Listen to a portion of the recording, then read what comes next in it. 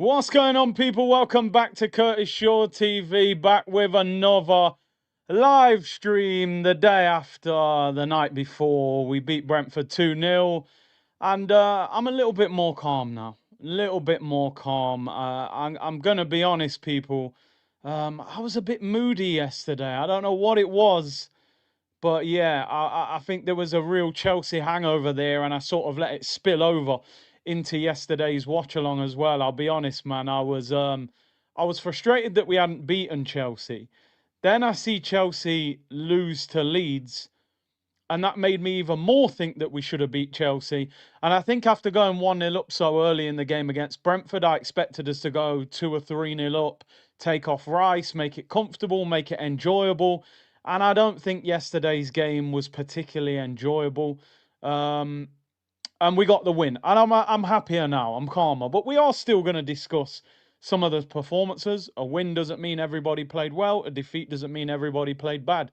So we'll go through that. I was on time. Let the people know, Wasim, because they're always telling me I'm running late. I was on time again. Anyway, still not as bad as Matisse. What's going on with him? I bet he's having meltdowns with Chelsea losing. But yeah, listen, I'm calmer today, people. I am calmer today. And, you know, what I've realised, it's a marathon, not a sprint, this title race. You can't actually get too caught up into the emotions, but I do. I let them draw me in. But anyway, big up to everyone locked in. And yeah, appreciate your support as always. We're going to look over last night's game. We're going to look ahead to the Villa at the weekend. I was a little bit nervous because I had this feeling that they're going to bring on their players, and he was crying on stream. I mean, I'm sure they weren't genuine tears. It's probably like Yardman when he was like, you know, them tears, you know. But yeah, big up to everyone locked in. Total, yeah, I've sent all the stuff out, so you guys let me know when you get it.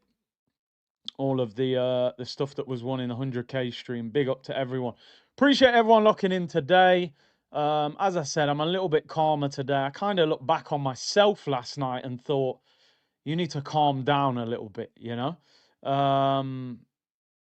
Because I don't know, I just had this nervous feeling about last night at 1-0 that they might nick one.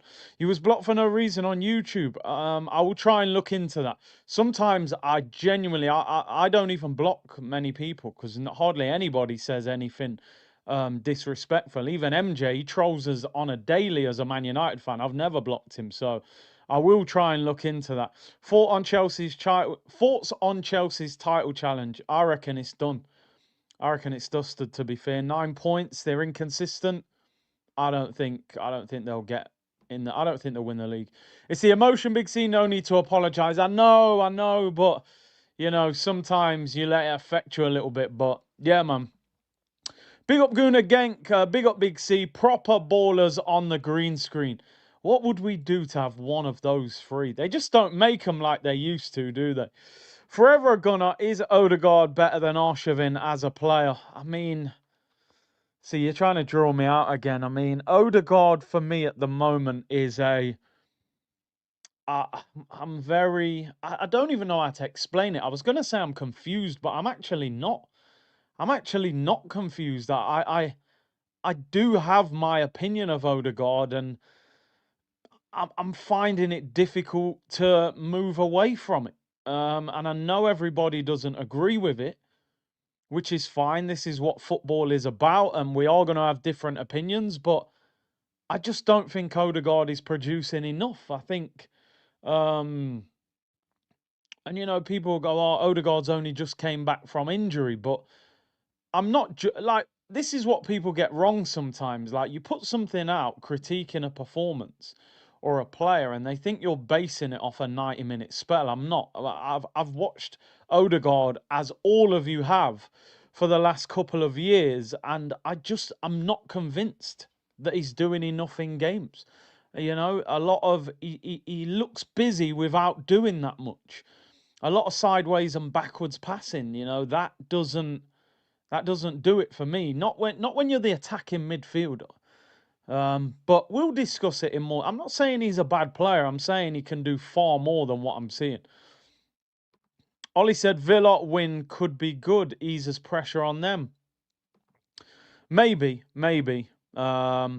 Manuel said, Curtis, my old man is 60, he tunes into your streams. Big up yourself, big up Manuel, and big up to your dad for tuning in. He's a wise man. They say with age comes experience, so he knows what he's talking about.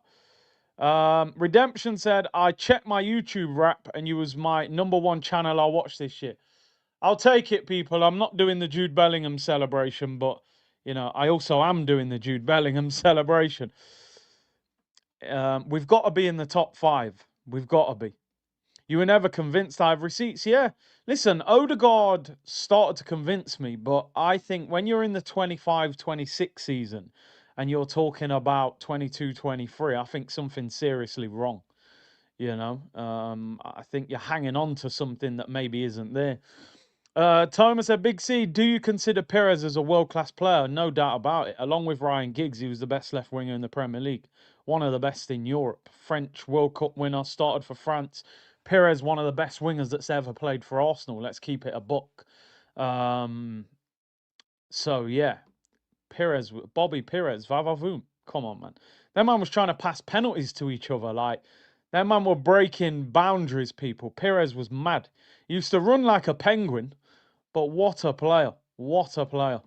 And I've met him as well. He's a cool guy, man. Same, Curtis #1. I like it. A few #1s, Big up to Charlie. He said, big up Big C, keeping me entertained on my lunch break. Appreciate that. Watson Dawn, blessings, Unc Kurt. They're calling me Unc, people, man. I don't know what's going on. From Jamaica, what happened to Nimbo? He was always a regular. I don't know where Nimbo's at, people. Big up Nimbo. Perez was 100% world class. Are you aware? He said, get rid of Arteta. I know, man. I get caught up. I thought Rice was out for 3 months, man. Do you know what I mean? You're top 2 and you're not second. I take it, people. Curtis, have you seen most fans agree Saka was selfish and should have passed? I think because he scored, he gets away with it. If he hadn't scored, I'd have been crashing out, I'll be honest. So, yeah. And big up Salman, who is a new member again. Big up your damn self each and every time. I appreciate every one of you locked in today. And let's get into the show, people. Couple of stories and then we'll break down last night's 2-0 victory over Brentford. We'll begin to look ahead to Aston Villa, although we will preview it tomorrow for the press conference, which will be a difficult game. Very difficult game. Couple of bits of news and then we'll talk about Rice and injuries and this, that and the other.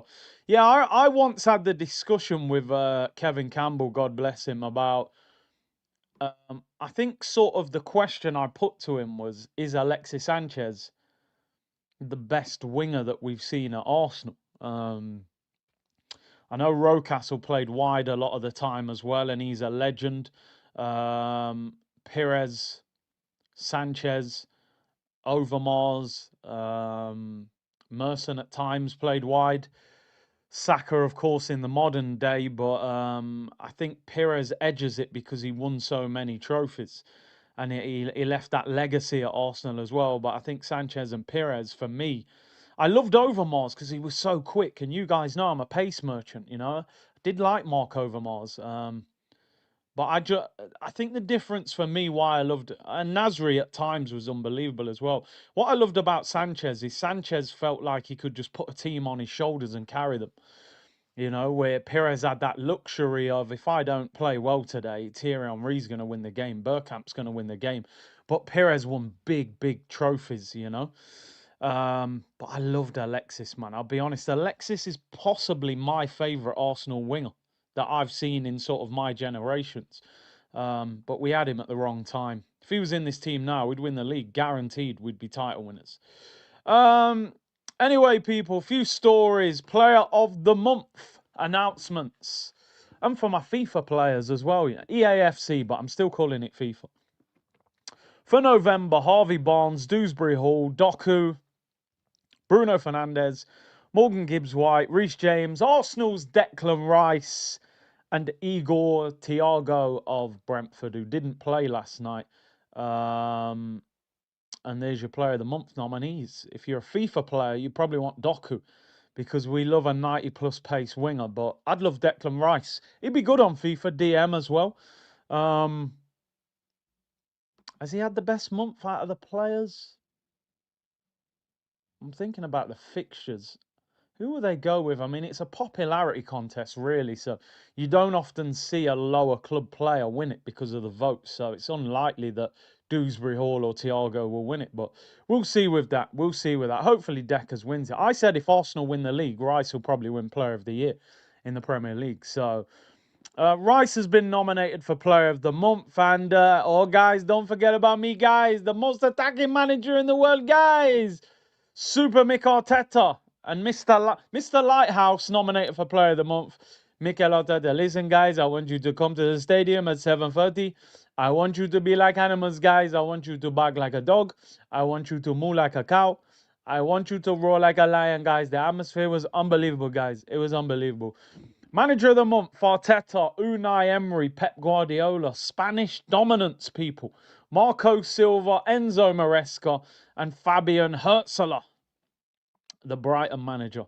I would imagine, I don't know actually. I think Villa have won more than us this month, so maybe Unai gets it. Listen, you need to be winning Manager of the Year. You win Manager of the Year, Mikel, I'll be very happy because that means you've probably won the Premier League. So that's what I want to see. I want him to win Manager of the Year. Listen, big battle this weekend. Arteta against Unai. Unai has caused us a lot of pain since leaving the football club. Knocked us out of the Europa League semi-final with Villarreal. You know, basically ended our 23-24 title hopes when they beat us at the Emirates, when Leon Bailey scored and Watkins, you know, so he needs to. We did beat them last year away from home, so we do have an opportunity. And Emi Martinez was injured in the warm-up last night. Hopefully he doesn't play. But hopefully it'll be a good evening or a good afternoon for Arsenal people. Is Maresca Spanish? I was just thinking that when I was saying then, Spanish takeover of the managers. I actually don't know where Maresca's from. Enzo Maresca is Italian. Oh, there we go. I wasn't sure where Maresca was from. Italiano. And I think Marco Silva's Portuguese, isn't he? Yeah. So, but the three managers all Spanish. Maresca. Yeah. I mean, listen, they got slapped up by Leeds last night, 3-1. And listen, for me, that actually added to the frustration that we didn't beat them because it shows that they're not as good as people thought they were. They're inconsistent, you know. But here's what it is. Let's look ahead rather than looking back. Anyway, people, Declan Rice. Hopefully we will be fine. Hopefully he will be fine. He comes off at the end of the game. Physio comes on. Looks like a calf or an ankle problem. I was crashing out on the stream. You've ruined him. Get him out. I'll be honest. I hold my hands up. Because Declan Rice, long-term injury, I think we're cooked. I'm telling you now, we need him in this team. He is the engine. Otherwise, we'll be in the car running like the Flintstones with no engine in it. Declan Rice did an interview on Sky after the game, which is usually a good indication. If you've got injured, you would usually say no to a television interview. Declan Rice told Sky Sports News that he is fine and will be available for Arsenal's trip to Villa on Saturday lunchtime. It appears it was a contact injury rather than a muscular problem, which I'll be honest, man, I thought calf's been pulled 6 to 8 weeks out. My head was gone. I'm telling you now, my head was gone. Salmon's been away for a while. He said, Curtis, I'm back, being silent for a while.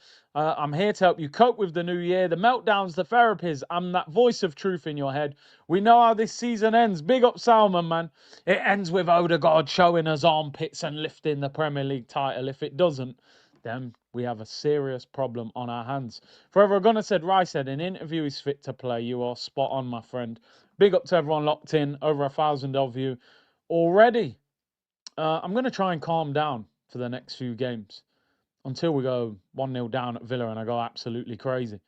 I've got to address this, man. McCoggin said, he said that Curtis has been suffering lately with depression.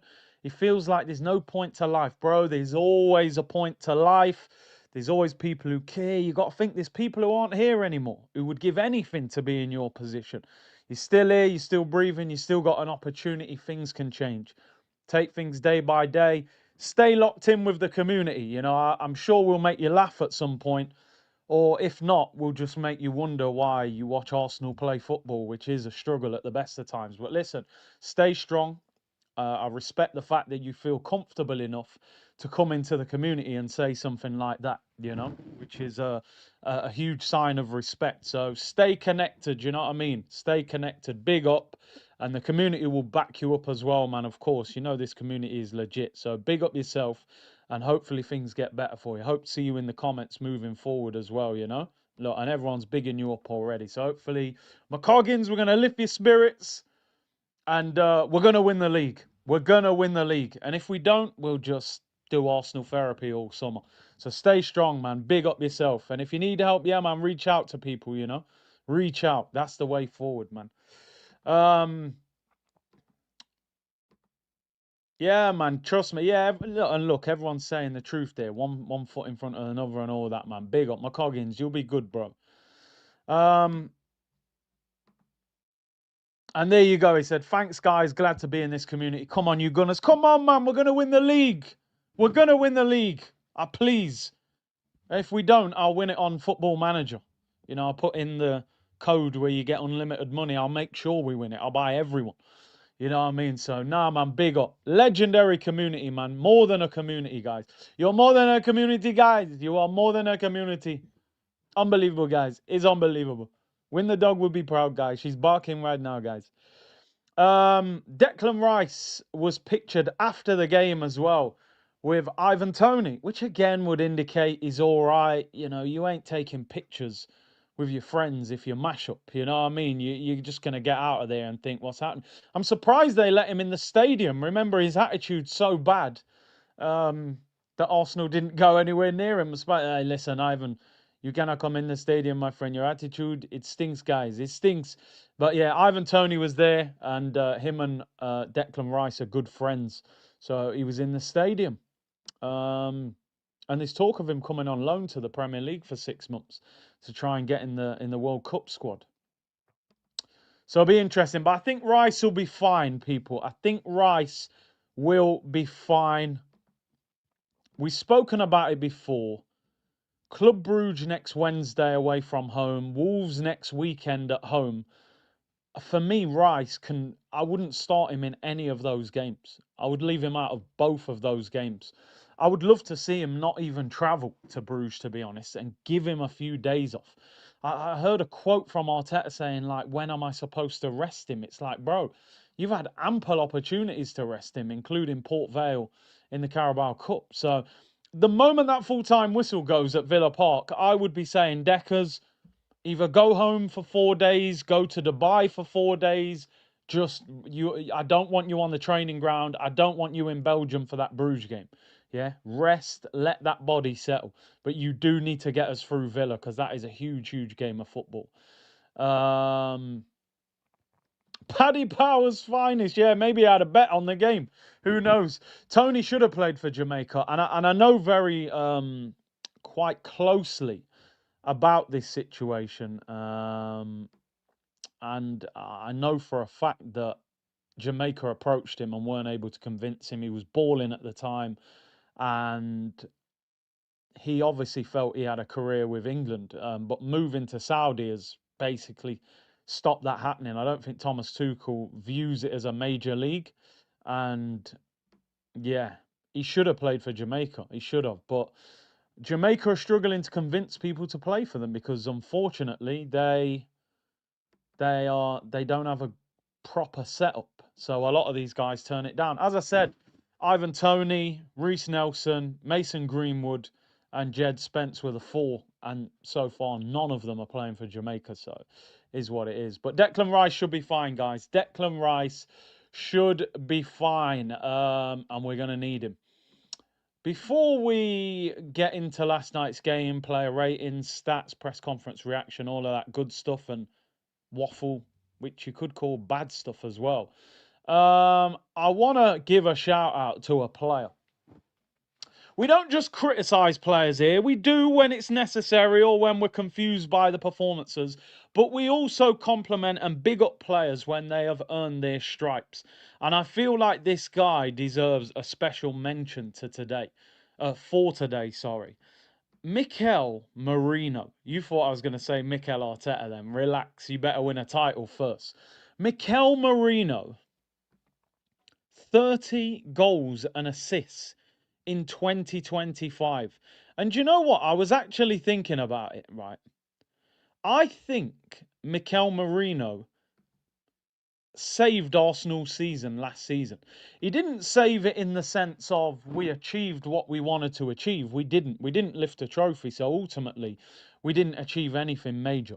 However, if it wasn't for this guy, our season would have been a complete and utter shambles last season because we had no striker. Jesus was injured. Havertz was injured. Gyökeres wasn't at the club.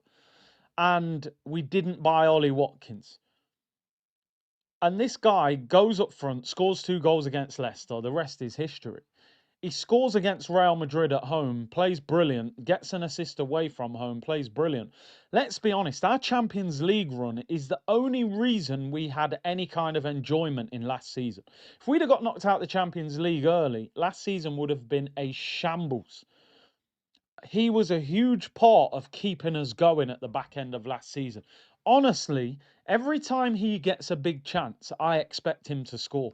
That is how good his movement, his game understanding, and his composure in front of goal is.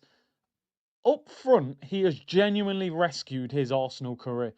I think if we were judging him purely on what we've seen in midfield, you'd be sitting here going, this signing has not worked. He doesn't look the same player in midfield for Arsenal that he looks for Spain. But up front, he is genuine quality up front. Like, there's no question about it. He's class. Whether he can do that against the bigger clubs and consistently, but I want to give a shout out to a man like Mikel Merino because genuinely he has been superb up front. I think he's better up front than Havertz. And he probably suits our style at the moment more than Gyökeres because we haven't adapted to that kind of striker yet. But shout out Mikel Merino. That guy is clutch right now. Super clutch. Den said, I found out today he played centre-back at Dortmund. That's crazy. M9, people. Forget R9, it's M9. He's our McTominay, says Joshua. The other shout-out I want to give is Benny Blanco. The forgotten man. A lot of people thought he's done. A lot of people felt like they couldn't trust him. You can't rest Timber. Ben White looks finished. We heard all them kind of things. Steps in yesterday. Defended quality. Great assist. Good on the ball. Good link up with Noni. Class. Showed us, yo, I'm still about. Don't forget about me. As long as I'm fit, I can perform. And we need these players. You don't win titles with 11 players. You just don't. You need 15, 17, 18 players to win you a title. Ben White showed yesterday, I can step into this team if Timber's not available or if Timber's got to go left back or centre back or he needs a break. One man of the match, very happy for him because we need the fringe players to be at it as well. A lot of the time, our fringe players, they're frozen out. And then when you put them in the team, they don't perform. So I'm glad. And he may need to start on the weekend, depending on what's happening with Saliba and Mosquera. So big up to Ben White, who got man of the match. Going forward, he's quality. He's got that delivery. That's what I think he does have over Timber. Ben White's crosses are very good. He was a lot sharper than I expected. I thought he would be shattered. Obviously, he had to play 90 because Mosquera came off, but I'm delighted for him. And that's very difficult because we said over the last few weeks, you know, when Lewis Skelly's coming in, he struggles. He looks like he needs game time. Ben White's come out of nowhere and just played well. So, yeah, man, delighted for Ben White. Right, let's go over yesterday's game, people. It was a very important victory for us, and it was necessary. It wasn't the prettiest, I'll be honest, but it's one of them games that you'll just look back on. Like, I won't watch that game back. I won't be talking about that game much after today. It's just one of them games you tick off. 1-2-0, clean sheet, scored a couple, tick it off. On to the next. Villa's the big game of this week. Very, very big game of football. Arsenal won 2-0. Merino and Saka. Saka, we was nearly having a very different conversation because I'm telling you now, Kelleher should have saved that. You know, it's pretty much straight at him. I don't know how he looped it over his own head. And Gyökeres was there for an open goal, but he scored. We forget about it. Forget about it, people. I just think in general play, Saka needs to start looking for the striker at times a little bit more. But we won the game 2-0. Merino and Saka. Merino 1 goal, 1 assist. And Ben White with the other assist as well. 15 shots, 7 on target, 2 goals, 64% possession. Brentford, it says no shots on target. They did have a shot on target, which David Raya tipped onto the bottom. So you've got that one wrong, Google. So yeah, they've got that one wrong. How can you forget about that save? And what a save that was. Let's get into player ratings, people. Remember, we do halves on this channel, 7.5, 8.5. It is what it is. Let's start with David Raya, and I'll be honest with you, people. I'm giving him 8 out of 10. It may have only been 1 save, but sometimes, as a goalkeeper at a top club, you might only need to make 1 save in a game because your team dominates the ball, and that concentration level is what separates you. I didn't think he was great against Chelsea, but I thought that save was fantastic yesterday. That's a match-winning save, or we could have drawn the game 1-1. You know, so that's the equivalent of scoring a very good goal. So maybe even 8.5. It's a wonder save. It's a wonder save. It is like a goal. So I might even give him 8.5. Distribution was very good yesterday as well. Yeah, you're right. You're right. That one he gave to Zubimendi with like 2 players on him was crazy. But we got away with it. I'll give him 8.5. I think that's the equivalent of a player getting the ball 25 yards out and whipping it in the top corner.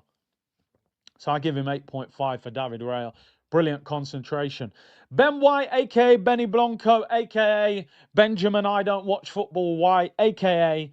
Joey Essex, a.k.a. he loves a suntan and a sunbed. Don't forget about him. He's still around. 9 out of 10 for Benny Blanco. Quality performance, good fitness levels. Dealt with that Kevin Schade well. Great cross in. Good link up with Noni Madueke. Really pleased for him. 9 out of 10. One of the best players on the pitch. Probably him and Merino would be my man of the matches personally. I'll probably give them both the same rating. But big up Ben White. And we may need him on Saturday. It'll be a tougher game against Villa. Can he play 90 minutes in the space of 3 days? But delighted for him, man. Delighted for him. Ricardo Calafiori, I thought he was solid yesterday as well. Got forward, went on that marauding run, cut inside, hit it with his right foot. It was blocked. He's Calafiori, right, is sort of in the shadows of Timber as the other fullback, because Timber is aggressive, he's unbelievable. We all sort of concentrate on Urian Timber. And again, I'm giving out flowers here today to some of the players, people. So take this in when people say, you don't big up the players, blah, blah, blah. I was not convinced by Calafiori at left back last season. I wasn't. I never wrote him off as a player. I just didn't think he could play left back consistently in the Premier League. He's been superb this season. I'll be real. And we've played good teams. He played against Esteval, played against Mo Salah, played against Foden. Nobody's really troubled him this season. He's been brilliant. So credit where credit's due, man. He's solid. He's solid. I'm going to give him 8 out of 10. I think quietly, Calafiori's been one of our players of the season. It is early, so I'm not going to start saying, player of the season or anything like that. But I was not convinced he could be a left back and be successful. So far, he's been really good. Big up to Shane Gooner on the chat. Big up everyone who's coming over from Shane's channel. Appreciate the raid. Good to see Shane doing his thing, man, because he was in the comments a while ago and he started his channel and he's doing well over there. So big him up, man. I appreciate everybody who has come over. 1,500 of you in the chat. And big up the Twitch gang as well. We've handed out flowers this morning, people. But by the way, I don't hand out flowers to every player. There's a few players there's 2 in particular that we need to have conversations about. I'll be real. Mosquera came off early. He was playing quite well. It's a shame It didn't look good the way he landed. It looked like he jawed something there. And yeah, I'm a little bit concerned about that. So yeah, I'm not sure. A man said saw Calafiore in my kitchen this morning. Mikel really lets him roam. When the moon is shining, I go boobies up by Calafiore. I've never seen a left back that ends up in front of your striker. He was doing back heels last night. He's a baller. 8 out of 10 Calafiore. Mosquera, I'll give him a 7. He was playing well, but he's you know, hopefully it's not bad. When I saw it, it looked like he jarred his knee, and that is never a good sign. You know, I don't know. Hopefully it's not as bad as that. Piero Incapia. I thought he played well last night. I thought he was solid. And I almost think maybe Timber calmed him down, you know. Nkapia wasn't great against Chelsea, but he improved as the game went on, and I thought, I still think he's a very good player. I think he's going to get better and better, and I like him. I'm going to give him 8 out of 10. I'm a fan of him. I don't know what it is, the aggression, it's the pace, it's the left foot, it's the way he is on the ball. He looks confident. I'm a fan of him. 8 out of 10. 8 out of 10. Him and Timber, I mean, that is aggression at centre back, by the way. You know, not the tallest, but a lot of aggression. But yeah, I'm glad he's in the team. So let's go into midfield. Martin Zubimendi, 8 out of 10 for me. I thought he was quality yesterday, by the way. I thought he was quality. I thought that's the kind of game where Zubimendi's going to look good. They didn't really get about us in midfield. Give the ball to Zubimendi, it goes through him, he's brilliant. The issue with Zubimendi is when we're on the back foot, when we're at Stamford Bridge, when we're at the Etihad, when we're at Anfield, when we're at Old Trafford, when people are running at you and you're diving in and you're giving away yellow cards. That's where the question mark is over Zubimendi. When you get him on the ball, it's class.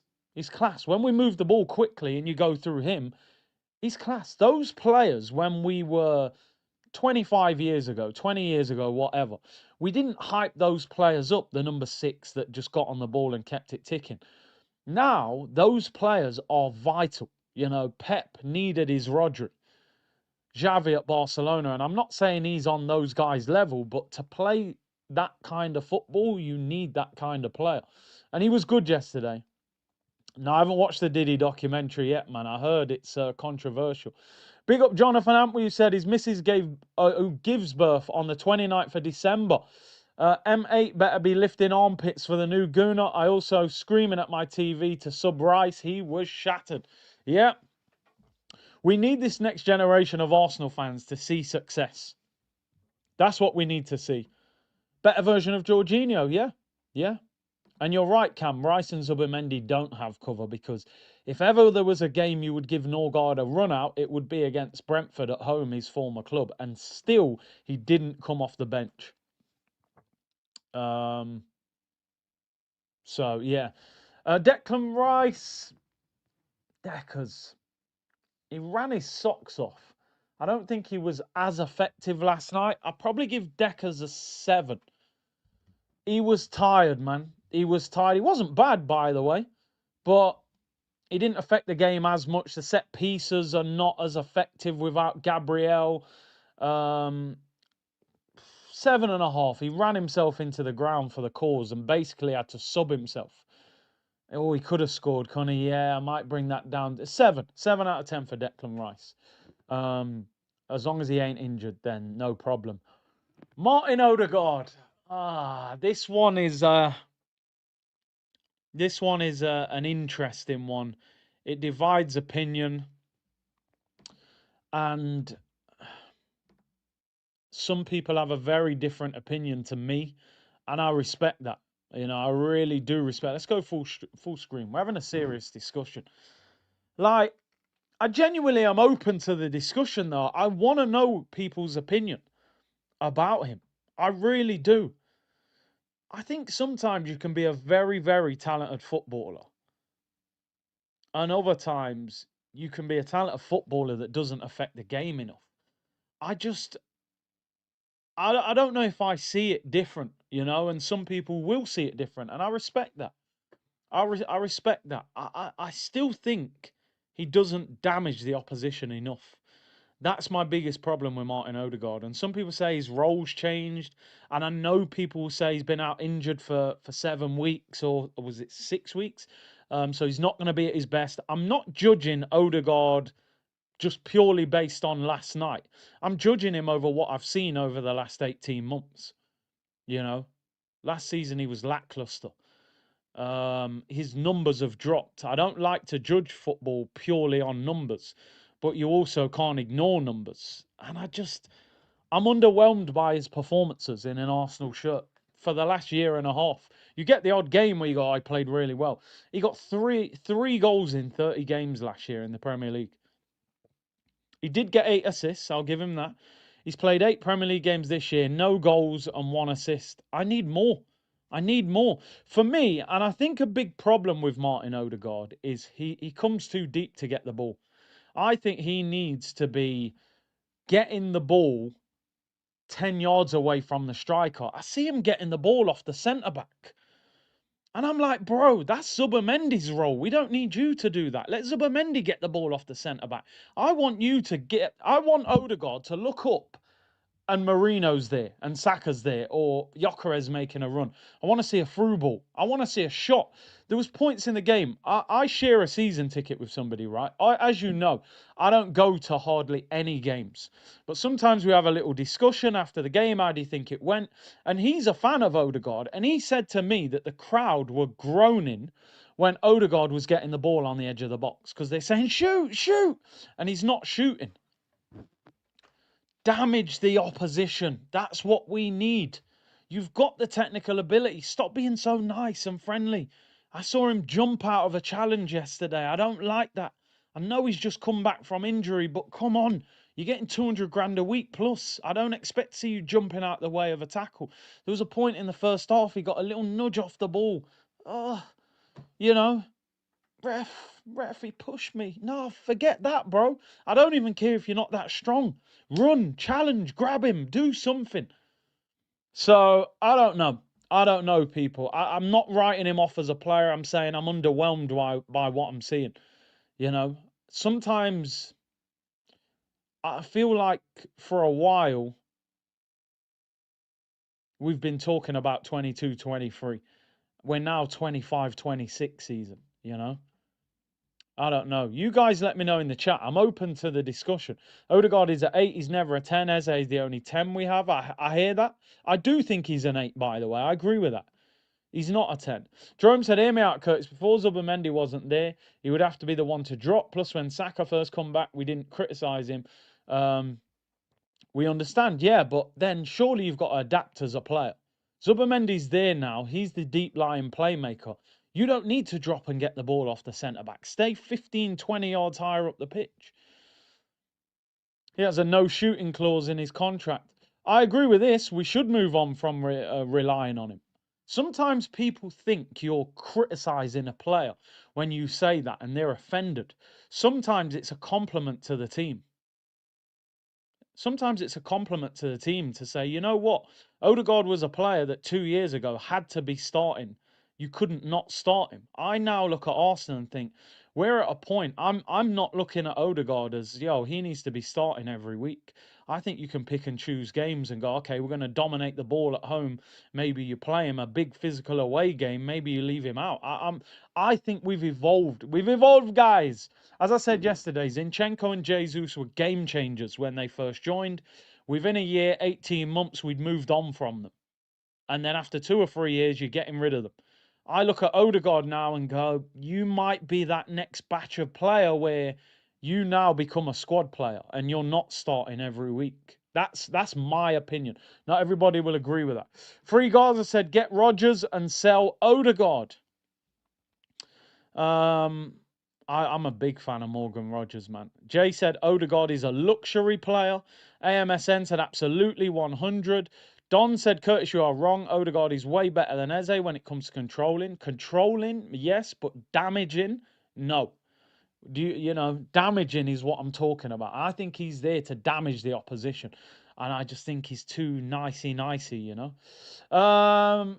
Odegaard, what would you give Odegaard out of 10 last night? if I'm being kind, and I mean kind, I would give him a 6, which is average. I can't go any higher than that. I would have probably given 5.5. I thought he was underwhelming. Didn't shoot enough. Didn't create a decent chance. He just did a lot of spinning around. He just looks busy. He just looks busy. Like, Odegaard gets the ball, yeah? And it's like, yeah, he plays football like this. Like, you know, Eze just kind of strolls about regally, you know, slowly. This is how Eze plays football. No temper. When it looks good, it's great. When it's bad, you think, brother, break a sweat. Odegaard's the opposite. Give me the ball. You're like, yeah, Martin, I'm in. I'm 1-on-1. Yeah, give me a second. I'm going to spin around. I'm going to spin around again. Yeah, Martin, I'm in. Slide the through ball. Gyökeres is in. Yeah, let me turn around. Snot out of my nose. Snot out of my nose. I got some snot on my arm.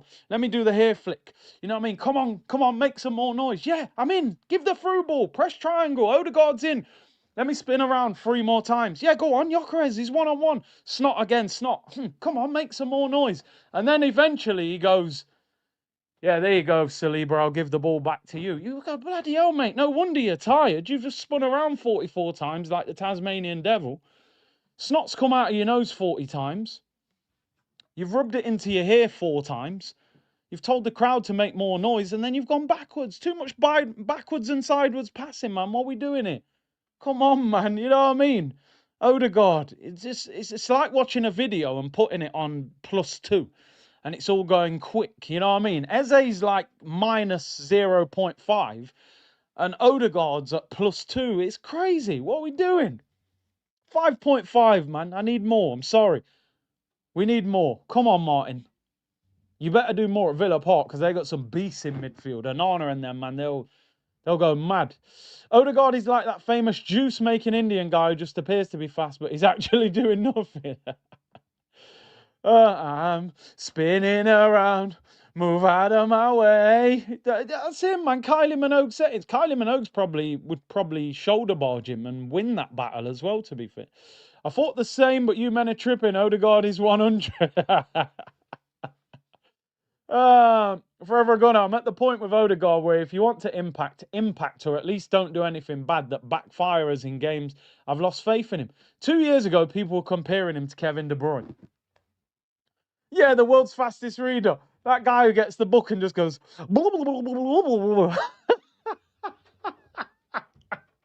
You're like, what, Martin? What did you say? And Arteta's like, oh, he's unbelievable, guys. Nobody reads books quicker than him, guys.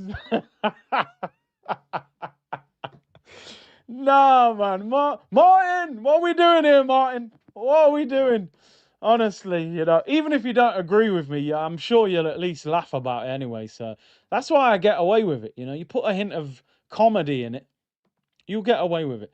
Let's go to the front three, people. Noni Madueke. Noni Madueke. What a pair of gnashes he's got, by the way, as well. Them teeth, they look like you were probably next in line after Gabriel, to be fair. They look paid for, but they're good. I didn't realise his teeth were so... Yeah, he's got a proper pair of gnashes on him, for real. Madueke had one of the best games and the worst games mixed into one, to be honest. First, like, 25 minutes, I'm like, you're the best player on the pitch. And then he does things, and I'm like, oh, that's why Chelsea got rid of you. It's like buying a luxury car and getting it cheap and thinking, oh, my days, I've got a bargain. And you've bought a Ferrari for cheap. And you're going down the motorway, you go, oh, my days, this car, it drives like a dream. I can't believe he sold it for that price. What an idiot. This guy doesn't know it's worth 150 grand. He's just sold it to me for 40 grand. And then you go, what's that noise? And you go outside and, you know, the exhaust pipe's hanging off and oil's leaking out of the engine. You go, oh, that's the reason he sold it to me. And now you're thinking maybe I was the idiot. That was Noni Madueke, people. First 25 minutes, unbelievable. Ripping up fullbacks, nice little flick to Ben White. I'm like, what a player. This guy might put pressure on Saka. Then he takes a corner. And it bounces before it reaches the first defender. Okay, it can happen. You miskicked it. Have another try, Noni. He kicks it again, and that one gets to about knee height. and bounces before the first defender. And I'm like, brother. Then second half, somebody rolls the ball to him. He has a heavy touch. It goes out for a throw-in. Then he gets dragged off. And I'm like, did he play well or did he not play well? I am going to give him some credit. He was a live wire. I'm still in the zone where I think he can be a very effective impact player. I still think he flatters to deceive with end products, but yeah, the air filter's clogged up. You're like, yo, how come there's an engine light on? Why is the engine light coming on? I've just put petrol in it. That's what he is, man. It's a flash car with the engine light on. I'll give him 7. 7 out of 10. He could have got man of the match yesterday if the end product was better. But he started the game very lively. I think he's a player that if you're left back and Saka's been going at you for, 60, 70 minutes and Madueke's coming on for 20 minutes, he can really cause problems. Yeah, similar to like a Barcola. He's one of them live wires who every now and then he'll score an important goal, but he's inconsistent. It's whether you can turn that consistency into end product. Where a lot of people are looking at Doku and saying, is Doku starting to mature and starting to have more end products? Although Doku's numbers are actually not that good. He's got 1 goal this season in the Premier League. But yeah, I think he's a good impact player. I'm still not really looking at him and thinking, oh, let's start him. Yeah, Ruby Rose, man. You know what I mean? Him and Ruby. Ruby. Anyway, I wasn't sure whether to sing that, but once I'd committed to it, there was no turning back, so we had to just go for it. Gabriel Martinelli.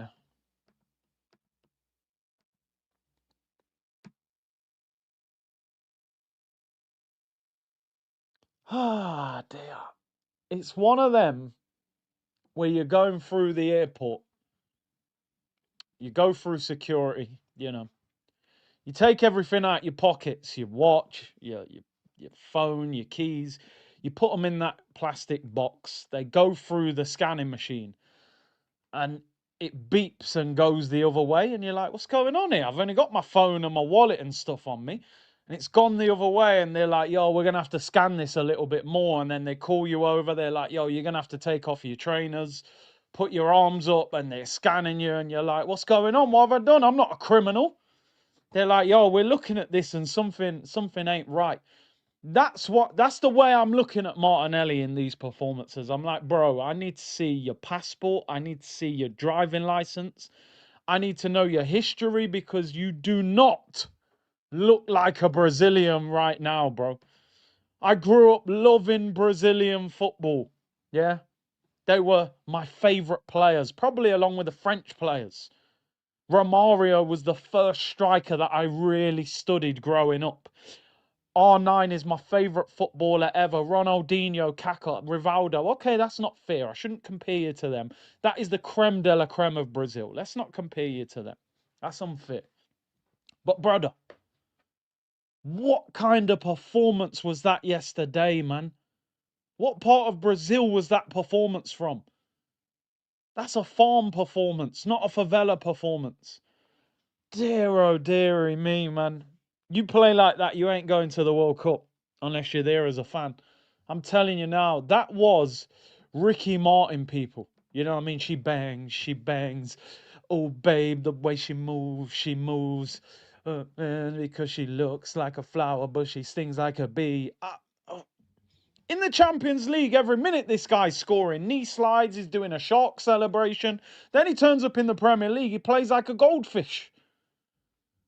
Goldfish, they say they forget every 2 seconds what's just happened. Yeah, that's how he plays football. He gets the ball. This is Martinelli. Man rolls the ball to him and he goes, yeah, Martin, look up. Martinelli, I'm in. But man's just headbutting the wall. Oh, no, I've run it out for a corner. Like, lift your damn head up. Man plays like a shark in the Champions League, a goldfish in the Premier League. Dear, oh dear. I'm telling you now. Martinelli again. But that 22-23 season, he was amazing. When he ran past Trent, it's 25-26, bro. Do you know what? We've got to start being honest, right? Do you know what I couldn't believe last night, by the way? This one, I was flabbergasted by this, and I don't use that word often. Do you know that Martin Odegaard, by the way, I'm going back to Martin Odegaard here.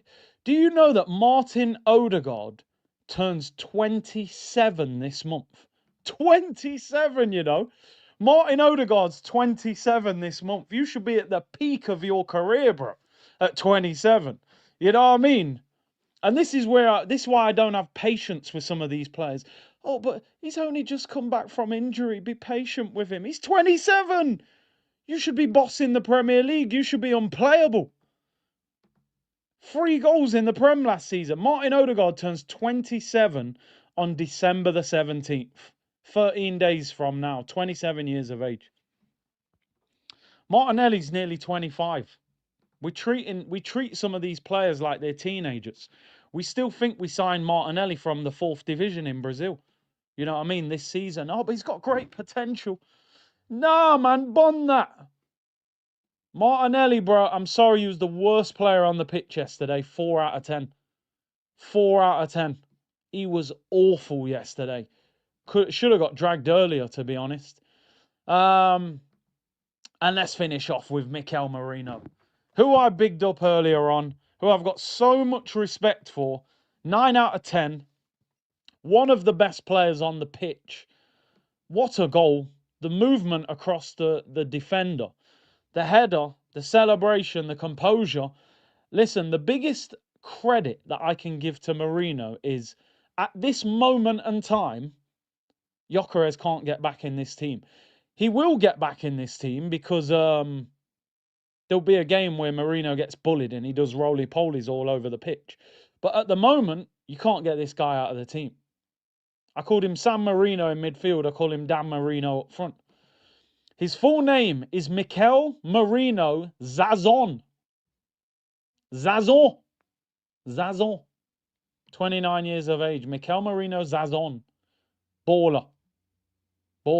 9 out of 10. Absolute baller. I look at Merino, I think, yeah, you can let Havertz go, mate. The dive was horrific. The dive was crazy. I don't know what he was doing. How he didn't get booked for that, I will never know. But Merino, my friend, class. The assist as well, the weight of pass, excellent. He's a clever player, man. Let's have a look. Joba said, I think the problem with Odegaard in yesterday's game was Merino dropping deep. Now, I agree with that, by the way. Just in his defence for yesterday, Odegaard needs runners. If Odegaard doesn't have runners in front of him, he is cooked because he's not the kind of player to go and run and do it himself and shoot. He needs runners. I do agree with that. Merino was dropping deep to where Odegaard wanted to be, so Odegaard was dropping even more. He was better in the games he played with Gyökeres. And you do have a point there, actually. You've added a bit of balance. And Joba said, to be honest, I think we have moved past Odegaard. My dream is Musiala. I love Musiala, man. Is he going to be the same player after that ankle injury?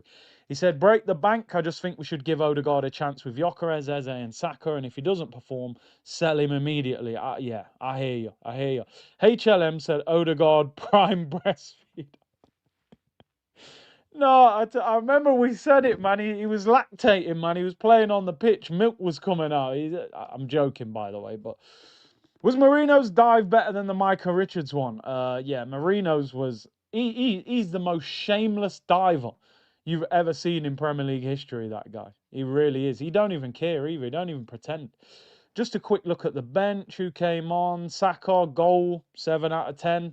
Good goal. Thought he should have passed, but he scored. We'll let him off. Eze, still not totally convinced with Eze playing on the left. It's just too laid back. But he was okay. 6. I thought Timber was excellent off the bench, by the way. That guy is so good. At right back, he's phenomenal. The man just goes centre back, and he is a centre back anyway. I give him 8 out of 10. He came on early. Gyökeres, I mean, did he even touch the ball? I don't even know if he touched the ball. They need to stop passing to Gyökeres, just in general as a team. We just don't look for him early, do we? But it is what it is. Mikel Arteta, I give him a 7. I think he should have took Rice off earlier. Um, I think he should have took Rice off earlier. A shame that Gabby Jesus couldn't come on, but I think because it was 1-0. What a bench, as somebody just said. Skelly, Waneri, Norgard, Kepa, Jesus, Jokeres, Timber, Eze, and Saka. That is a phenomenal bench. Probably too good a bench, but obviously we rotated, so we understand the reason why it happened. So listen, 3 points in the bag. I'm not going to harp on much longer about that game. Yeah, Norgard. I mean, I've said it. What was the point really in signing him? You know, he just can't get a kick. He just can't get a kick. It's like he must have sat there yesterday and thought, I'm playing my former club. We're rotating. I still can't come on for 5 minutes. It's non-existent at the moment. So yeah, but maybe he's just happy to be part of a successful team. As I said at the start, people, Declan Rice said to Sky after the game yesterday that he is fine. That is the main one. So he should be all right. No real update yet on the others. We will go through press conference reaction in a minute. Just quickly looking at the Premier League table. A bit of order is restored. 5 points clear of Man City, which we needed because I did not feel comfortable with them being 2 points away from us. And they are top scorers in the Premier League now as well with 32 goals. But we are 5 points clear. As I was saying, just looking ahead, Man City have got Sunderland at home this week, which you would think City will win, but Sunderland just drew 1-1 at Anfield yesterday, drew with us. You never know. City then play Real Madrid away next week, midweek, which is obviously going to take a lot out of them. And then they've got Crystal Palace away next weekend. So will they drop points in one of those next two games? But listen, the focus needs to be on us. With this Villa game. If we can get through this Villa game, we've got a chance, because Wolves after that as well, opportunity to get players back. So we will see. We will see. Big Dream said Saka lately doesn't pass to anyone. He's playing for his own. I think he looks desperate to get numbers on the board, Sunderland should have won yesterday. I mean, I didn't watch the game. I did see the goals, but I didn't see the game. But that's a poor result for Liverpool. Should have really won that at home. I think there's issues there at Liverpool. Norgard's the Danish El Neni. I felt like El Neni played more than Norgard. How do you get more subscribers? I mean, you just got to put out content and hope that people like you, Stephen. That's it. How do you edit? I mean, my editing is pretty basic because I do live streams. I don't have to edit much. Change the thumbnail, and that's about it. He'll get a Premier League medal, yeah, he won't care. He'll get a bonus as well. But listen, Chelsea yesterday, beaten by Leeds 3-1. I think they're out their title race at 9 points. Inconsistent. They've drawn 3, lost 4. And like I said, I don't want to harp on about it, but I feel like them losing 3-1 yesterday justifies why I was so frustrated we didn't beat them with 10 men. I know they were at the bridge and they were fired up. But it shows they're not as good as people thought they were. Now Villa may be coming to contention. I don't think Villa win the league, but they're only 6 points behind. If they beat us, it'll be 3 points. So we've got to make sure we beat them on Saturday, 12:30. So that's going to be a tough game, man. Very tough game. Unai against Arteta. And it will be interesting. Guna Recon said, I plan to live stream in 2026. Hopefully not be nervous. Now you're good, man. You'll be good, bro. Don't worry. Once you've made them videos and stuff, you'll be fine. You've made loads of videos anyway. Make sure you go and subscribe to Gunarika, man. Bro, that first video, man, I showed it in the 100k stream. I mean, I think I'll leave that one alone, to be fair. I think we'll leave that one alone, people. Do you think we need any upgrades in January, says Nick? Yeah, ideally, depending on finances, I would like to see 2 players, but I don't think we've got the money. But I think one needs to join if we don't have the money. I think we need a left winger and a centre midfielder. I don't think our cover for Zubomendi and Rice is good enough, and I think we need a starting left winger. Even though Trossard's playing really well, I would still like to see a significant upgrade on the left. Whether we're going to have that kind of money in January, I'm not sure, but I think we can get a centre midfielder on loan, maybe with an option or obligation to buy. Shout out my trading channel, Big C. There you go. Azor Skies Trading. Big up yourself. Yeah, I saw Mbappe's goal. Did you see his nutmeg? He was balling out yesterday, man. Absolutely balling. Yeah, you listen. Maybe we could get Rodrigo on if on loan with an obligation. If you get creative and say, listen, we'll pay you a couple of million on loan, and maybe we'll pay a little bit more for him at the end of the season on an obligation to buy. Who knows? Did he even come on yesterday, Rodrigo? I don't think he did, or did he? Yeah, he came on for 12 minutes. The guy never starts. Trent had a great assist yesterday, but then got injured. Alfonso said, Big C, big up yourself, man. Love the content. I'm a content creator myself. Watch you all the time. Helps me get inspiration. Bless up. Keep on doing the damn thing. Big up yourself, man. Big up yourself. And I always say, anyone who's got a channel, feel free to promote it in the comments, man. You know what I mean? That's what it's about. Rodrigo is horrendous, is he, though? I think sometimes when a player's not playing, we start saying they're not good. But when they're playing, we think they're good. He's just not playing. I don't think he's playing bad. He just doesn't play. He prefers Odegaard. Can we have Partey? Nah, Partey ain't coming back. Anyway, let's finish off with some waffle, people. Post-game waffle is usually quite short, so hopefully. Mickey Rose, the boss! Stay calm, guys. Stay calm, guys. We will win the game, guys. We will win the game. I know Declan Rice is down, guys, but you train on a car park. What do you expect to happen, guys? Mickey Rose, the boss! Coman music. The Coman leads us back to 5 points clear. Big week. Unai Emery.